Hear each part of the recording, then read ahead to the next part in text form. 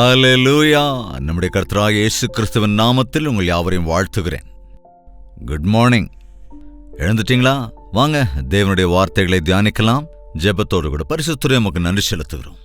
மீண்டும் ஒரு விஷயம், நம்முடைய பரிசுத்த வார்த்தைகளை நாங்கள் தியானிக்கையில் எங்களுக்கு தேவையான ஆறுதலையும் ஆதரவையும் ஆவிக்குரிய பலனையும் நாங்கள் பெற்றுக்கொள்ள கிருபையுள்ள வேண்டும் என்று இயேசுவின் நாமத்தில் வேண்டிக் கொள்கிறோம் பிதாவே. ஆமென். எப்படி இருக்கீங்க? நல்லா இருக்கீங்களா? ராத்திரி நல்லா தூங்குனீங்களா? நம்மை சுற்றிலும் பார்த்தால் கொஞ்சம் விபரீதமான சம்பவங்கள் எல்லாம் இந்த உலகத்திலே நடக்கிறதை நாம் கவனிக்க முடியும். தேவனுடைய பிள்ளைகளாகிய நாம் எப்போதும் தேவ வார்த்தை மட்டுமே வாசித்து அப்படியே இருந்துடுறோமே தவிர, இந்த உலகத்திலே என்னவெல்லாம் நடக்கிறது, எப்படிப்பட்ட சூழ்நிலைகளை இந்த உலகம் எதிர்கொண்டு கொண்டிருக்கிறது என்பதை அறிந்து அதற்கேற்றவாறு நாம் ஜெபிக்க வேண்டியிருக்கிறது, விண்ணப்பம் பண்ண வேண்டியிருக்கிறது, நம்மை நாமும் பாதுகாத்துக் கொள்ள வேண்டியும் இருக்கிறது. பஞ்சகாலம் வரப்போகிறது என்று அநேகம் பேர் சொல்லிக் கொண்டிருக்கிறார்கள். எல்லா தேசங்களிலுமே கூட அப்படிப்பட்ட சூழல் உருவாகத்தான் செய்கிறது. எவ்வளவு பணம் வைத்து வாங்கினாலும் மனிதனுடைய தேவைகள் தீராத ஒரு சூழல் வரப்போகிறது. அமெரிக்கா போன்ற நாடுகளில் கூட அப்பேற்பட்ட சூழ்நிலைகள் நிலவப் போகிறது. நம்முடைய பாரத தேசத்திலும் அநேக விலையேற்றங்களை நாம் காண்கிறோம். நம்முடைய அருகாமை தேசங்களிலும் இவ்வளவோ ஒரு பயங்கரமான நிலைமைதான் உருவாகியிருக்கிறது. பஞ்சம் என்ற உடனே பயம், எதிர்காலத்தை குறித்த பயம் ஒவ்வொரு மனிதனையும் பீடித்துக் கொண்டிருக்கிறது. எதிர்காலத்திற்காக எச்சரிக்கையாக இருக்க வேண்டும் என்று மனிதன் எதையோ சம்பாதித்துக் கொண்டு, அதாவது சம்பாதித்து சேர்க்க வேண்டும் என்று முயற்சிக்கிறான். இன்னொரு பக்கம் யுத்த பயத்தினால உக்ரைன்ல கூட எவ்வளவோ பஞ்சம் வந்திருக்கிறது நாம் பார்க்கிறோம். இன்னும் அநேக தேசங்களிலும் கூட இதே போன்ற நிலைமை உருவாகி இருப்பதை நாம் செய்தியாக கேட்கிறோம். நமக்கு இது ஒன்றும் விந்தை இல்லை. ஏன்னா ஆண்டவருடைய வருகை சமீபமாகிற போது இதே போல பஞ்சங்கள் ஏற்படும் என்றும் சொல்லப்படுகிறது. அக்கிரமங்கள் பெருகி போய்விடும் என்பவைகளெல்லாம் நிறைவேறுகிறதை பார்க்கிறோம். பஞ்சங்கள் உண்டாவதை பார்க்கிறோம். யுத்தங்களை குறித்து தொடர்ச்சியாய் கேள்விப்படுகிறோம். இயற்கை பேரிடர்களை குறித்து கேள்விப்படுகிறோம். இப்படிப்பட்ட சூழ்நிலைகளிலே நாம் கலங்குகிறவர்களாக இன்றி நாம் இயேசு கிறிஸ்துவை நோக்கி பார்ப்பதை கற்றுக்கொள்ள வேண்டும். பஞ்சத்திலும் நிறைவை தரக்கூடிய தேவன் நமக்கு இருக்கிறார். இல்லாமையில் திருப்தியை அருளக்கூடிய தேவன் நமக்கு இருக்கிறார். நம்முடைய கஷ்டங்களிலும் கூட நமக்கு துணையாயிருந்து நமக்கு ஆறுதல் தரக்கூடிய ஆண்டவர் இருக்கிறார் என்று நம்முடைய இருதயத்தில் எப்பொழுதுமே நினைவில் வைத்துக் கொள்ள வேண்டும்.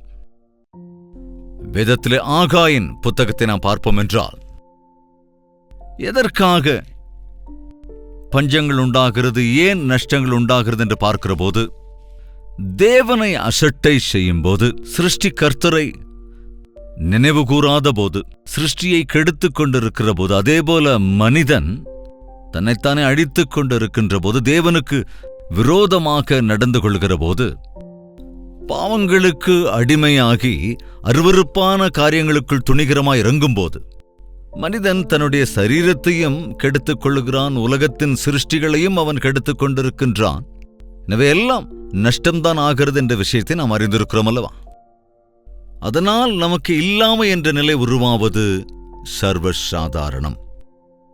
ஆகாயின் புத்தகம் 2ஆம் அதிகாரம் 19வது வசனத்திலே, களஞ்சியத்தில் இன்னும் தானியம் உண்டோ? திராட்சை செடியும் அத்திமரமும் மாதளஞ்செடியும் ஒலிவ மரமும் கனி கொடுக்கவில்லையே. தானியமும் இல்லை. அந்நாட்கள்ல இந்த திராட்சை செடிகள், அத்திமரம், ஒலிவ மரம், அதே போல மாதள மரம், இதெல்லாம் ரொம்ப மேன்மையான மரங்கள். ஆகாரம் என்பது மனிதனுக்கு அவசியமானது. இந்த காலங்களில் அத்திமர எண்ணெயை உபயோகிப்பார்கள், திராட்சை பழச்சாறை குடிப்பார்கள். மாதுளம் செடிகள், மாதுளம் பழம் எவ்வளவு நியூட்ரியஸ் தெரியுமா உங்களுக்கு? அதே போல ஒலிவ மரங்கள், ஒலிவ காய், ஒலிவ எண்ணெய், அப்படி ஒலிவ எண்ணெயை உபயோகித்து அத்திப்பழங்களை புசித்து, அதே போல நாம் பார்த்ததை போல திராட்சைப்பழ ரசங்களை குடித்து மாதுளம்பழங்களை உண்டு. இவைகள் எல்லாம் மனிதனுக்கு நல்ல சத்துக்களையும் புஷ்டியையும் தரக்கூடிய ஆகாரங்கள். தானியமும் முக்கியமல்லவா? நம்முடைய உணவுக்கான அரிசி முக்கியம், சிலருக்கு கோதுமை முக்கியம். இப்படி முக்கியமான தேவைப்படுகிற எண்ணெய், அதே போல ஜூஸ், அதே போல மாதுளம் பழங்கள், இன்னும் அத்திப்பழங்கள், இவை மனிதனுக்கு நல்ல ஆரோக்கியத்தை தரக்கூடியவைகள். ஒருவேளை நாம் இப்போதைய சூழ்நிலைகளில கணக்கு பார்ப்போம் என்றால், இப்ப மாற்றி இருக்கலாம். அதாவது பருப்பு கிருப்பு இருக்கா அப்படின்னு கேட்குறோம் இல்லையா? பருப்பு மாதிரி பொருட்களை கூட வாங்க முடியறதில்ல. காய்கறிகள் அதிக விலையேறி போச்சு. நான்வெஜ் கூட அதே மாதிரி தான்.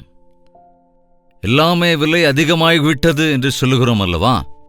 அதனால் இப்போதைய சூழ்நிலையில பலவற்றை நாம் ஒதுக்கி விட்டு சாப்பிட வேண்டிய சூழல்ல இருக்கிறோம். பட்டினி கிடக்க வேண்டிய சூழ்நிலைகளை கூட சில ஏழை எளியோர், அதே போல சில பொருட்களை வாங்க முடியாம இருக்கிற சூழல்களும் இன்று இருக்கிறது. நான் அறிந்த வகையிலே இந்த வார்த்தைகளை கேட்கிற நீங்கள் திருப்தியாக இருக்கிறீர்கள் என்று நம்புகிறேன்.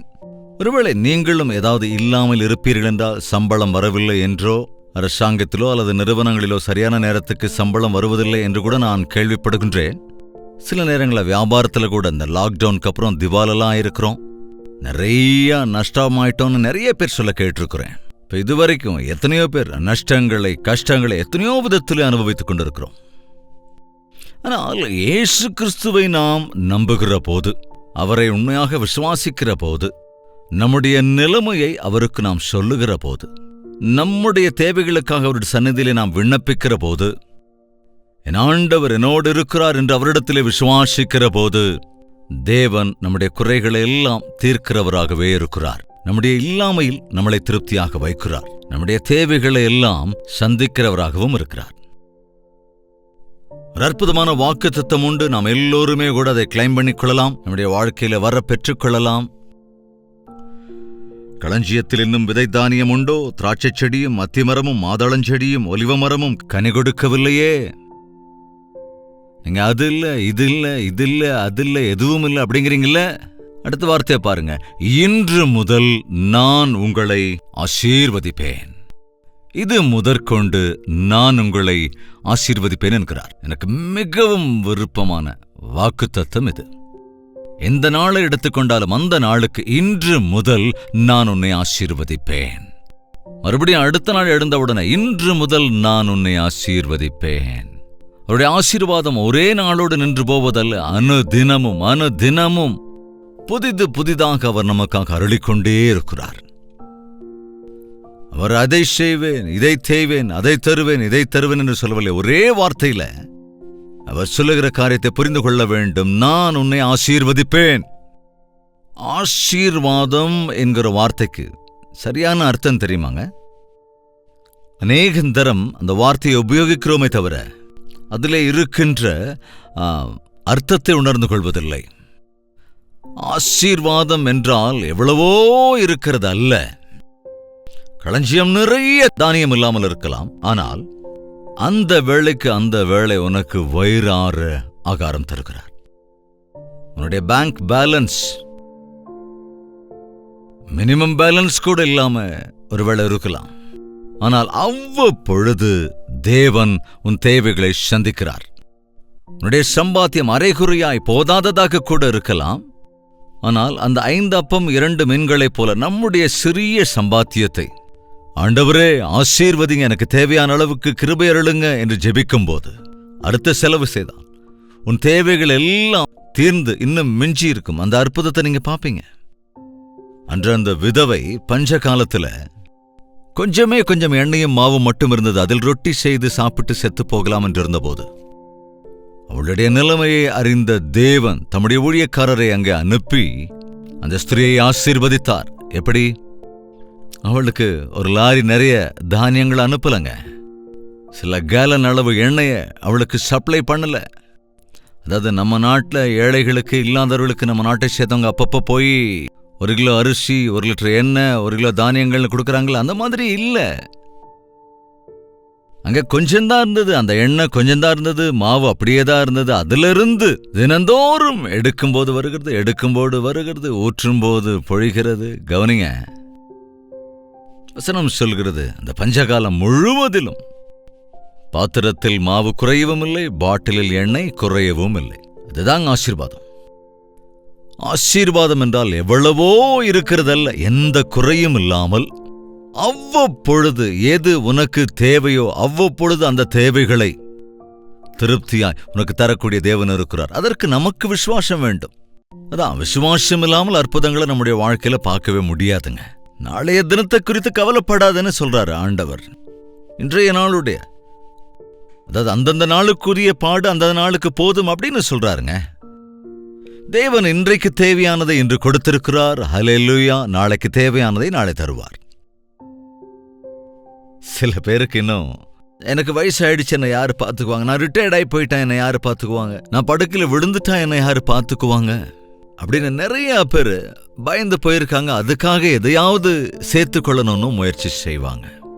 ஆனால் முதிர் வயது வரைக்கும் சுமக்கிறவர் நானே என்று சொன்ன ஆண்டவரிடத்தில் நான் நம்பிக்கை வைத்தால், என் வயது முதிர்ந்த காலத்தில் என்னை தள்ளாட ஒட்டாதேயும் என்று நாம் தேவனிடத்தில் ஜெபிப்போம் என்றால், வயது முதிர்ந்த காலத்திலும் கூட நீங்கள் பிரகாசிப்பீர்கள் என்று வேதம் சொல்லுகிறது. இப்பொழுதும் இந்த தியானத்தை கேட்டுக்கொண்டிருக்கின்ற நீங்கள் வயதானவர்களா? பொருளாதார பிரச்சனைகளில் இருக்கிறீர்களா? குடும்ப பிரச்சனைக்குள்ளாக இருக்கிறீர்களா? வயது முதிர்ந்து விட்டதுனாலே யாருமே ஆதரிக்கவில்லை என்ற கலக்கத்தோடு இருக்கிறீர்களா? உங்களுக்காகத்தான் இன்றே இந்த வாக்குத்தத்தம். என்ன சொல்லுகிறார் தேவன்? இன்று முதல் நானே உங்கள் மேய்ப்பன், உங்கள் ஆறுதலின் தேவன். இன்று முதல் நானே உன்னை போஷிக்கிற கர்த்தர். இன்று முதல் நானே உன்னை ஆசீர்வதிக்கிறவர்.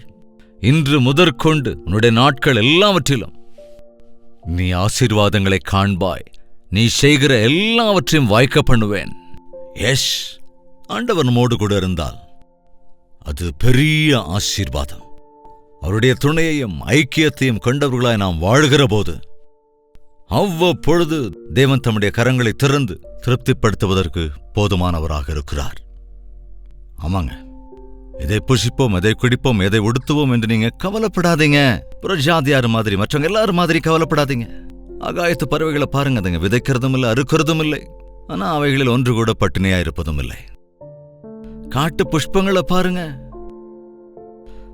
அவை எவ்வளவு அழகா, எவ்வளவு வண்ணங்களை கலர் கலரா அலங்காரமா இருக்கு. காலையில மலர்ந்து ஆனால் சாயங்காலமே வாடிப்போகிற சாதாரணமான பூக்களையே தேவன் அவ்வளவாய் ஆசீர்வதிக்கும் போது நமக்கு தேவையான வஸ்திரங்களை தரமாட்டாரா? நமக்கு தேவையான ஆகாரங்களை நமக்கு தரமாட்டாரா? அவருடைய கண்கள் நம்மீதே இருக்கிறது. His eyes are on us. அவருடைய பார்வைக்குள் நாம் இருப்பதனாலே நம்முடைய பசியை அறிந்திருக்கிற தேவன், நம் தேவைகளை அறிந்திருக்கிற தேவன், நம்மோட கூட இருக்கிற ஆண்டவர், நம்மை ஆசீர்வதிக்கிற தேவன் நம் தேவைகள் எல்லாவற்றையும் சந்திப்பார் என்பது நம் நினைவில் இருக்க வேண்டும். எவ்வளவோ இருந்தாலும் இல்லாதவர்களைப் போல சிலர் இருக்கிறார்கள். எவ்வளவு உண்டாலும் திருப்தி இல்லாதவர்களாய் எத்தனை பேர் இருக்கிறார்கள். அதே ஆகாயில் 1வது அதிகாரத்தில் பார்க்கும்போது 5வது வசனம், சேனைகளின் கர்த்தர் சொல்லுகிறார், உங்கள் வழிகளை சிந்தித்து பாருங்கள். நீங்கள் திரளாய் விதைத்தும் கொஞ்சமாய் அறுத்துக் கொண்டு வருகிறீர்கள்.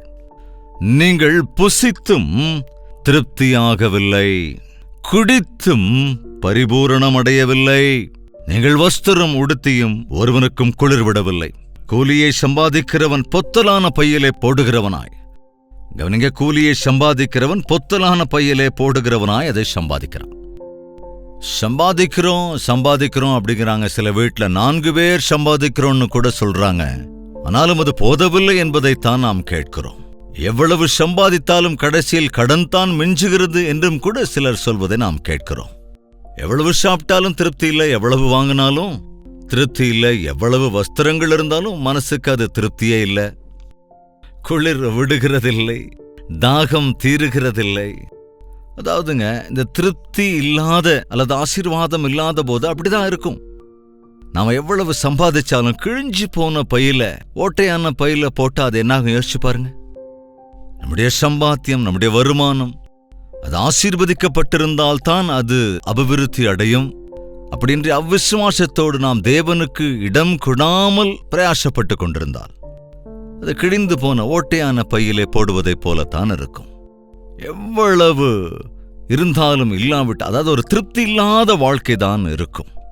அப்படிப்பட்டவர்களோடு தான் தேவன் பேசுகிறார். ஒருவேளை இதுவரைக்கும் அப்படிதான் ஒரு நிலைமை இருந்தது என்னவோ, இந்த கடனை எப்படி தீர்க்கிறது, எதிர்காலம் எப்படி, என்னாகும், எப்படி ஆகும், என்னுடைய வியாபாரத்துல நஷ்டமாயிடுச்சே, எல்லாம் போயிடுச்சே, ஏமாந்து போயிட்டனே, எனக்கு யாருமில்லையே, என்னை ஆதரிக்க யாருமில்லையே என்று என்ன எண்ணங்கள் உனக்குள்ள இருந்தாலும் சரி, இன்று தேவன் ஒரு அற்புதமான வாக்குத்தத்தத்தை தருகிறார். எப்பொழுது தேவன் இன்று முதல் நான் உங்களை ஆசீர்வதிப்பேன் என்கிறாரோ, எல்லா விஷயங்களிலுமே கூட, உன்னுடைய வருமானத்துல, உன்னுடைய ஆரோக்கியத்துல, உன்னுடைய சம்பாத்தியத்துல, சந்தானத்தின் காரியங்கள்ல, நீ செய்கிற வேலைகள் எல்லாவற்றிலும் இன்று முதல் தேவனுடைய ஆசீர்வாதங்களை காண்பாய். ஜெபிக்கலாமா? பரிசுத்தமும் அன்பும் நிறைந்த பிதாவே, உண்மைதான் ஐயா, மெம்மறந்து ஆண்டவரே, எங்கள் இஷ்டம் போல நாங்கள் நடந்து கொண்டு ராப்பகலாய் கஷ்டப்பட்டு சம்பாதிக்கின்றோம் என்று நினைக்கிறோமே தவிர, உம்மை துதிக்காததினாலே, உம்முடைய ஆலயத்திற்கு சென்று உம்மை ஆராதிக்காததினாலே, சிருஷ்டிகர்த்தர் இருக்கிறீர், எங்களை போஷிக்கிறவர், ஆசீர்வதிக்கிறவர் நீர் என்று நம்பாததினாலே, எங்கள் வாழ்க்கையில எவ்வளவு இருந்தாலும் திருப்தி இல்லாத நிலைமையில இருக்கிறோம். எங்கள் கண்ணீரை காண்கிற தேவனே, எங்கள் பாடுகளை அறிந்திருக்கிற ஆண்டவரே, எங்கள் குறைவுகளை காண்கிறவரே, நீர் அருளியிருக்கிற வாக்குத்தத்தத்தின்படி இந்த வேளையிலும் யாரெல்லாம் எங்கிருந்தெல்லாம் இந்த லைவை கண்டு கொண்டிருக்கின்றார்களோ, அவர்கள் ஒவ்வொருவருடைய வாழ்க்கையிலும் இன்று முதல் உம்முடைய மேலான ஆசீர்வாதங்களை அனுபவிப்பதற்கு, தினமும் உம்முடைய அற்புதங்களை காண்பதற்கும் எங்கள் மீது உம்முடைய கிருபை அருள வேண்டும் என்று கிறிஸ்துவின் நாமத்தில் வேண்டிக் கொள்கிறோம் பிதாவே. ஆமென். கர்த்தராகிய இயேசு கிறிஸ்துவினுடைய கிருபையும் பிதாவாகிய தேவனுடைய அன்பும் பரிசுத்த ஆவியினுடைய அந்யோன்ய ஐக்கியமும் சந்தோஷமும் சமாதானமும் இந்த அனுதின தியானத்தில் ஒருமனப்பட்டிருக்கிற ஒவ்வொருவரோடும் இன்னும் சதா காலங்களிலும் தங்கித் தரித்திருப்பதாக. ஆமென். திரையில் காண்பிக்கப்படுகிற எண்ணிற்கு டெக்ஸ்ட் அல்லது வாய்ஸ் மெசேஜ் மூலமாக வாட்ஸ்அப் அனுப்பி வையுங்கள். உங்களுக்காக ஜெபிக்கிறோம். நீங்களும் தொடர்ந்து ஜெபியுங்கள். இன்று முதல் தேவன் அருளுகிற ஆசீர்வாதத்தை நம்முடைய வாழ்க்கையிலே கட்டாயமாக அனுபவிப்போம். விசுவாசியுங்கள். டாக்டர் ஜெயபால் யூடியூப் சேனலை சப்ஸ்கிரைப் செய்து லைக் செய்யுங்கள். உங்கள் பெயர் மற்றும் விவரங்களை கமெண்ட் செக்ஷனில் பதிவிடுங்கள். தேவனுடைய மகா கிருபை உங்களுக்கு துணையாயிருப்பதாக.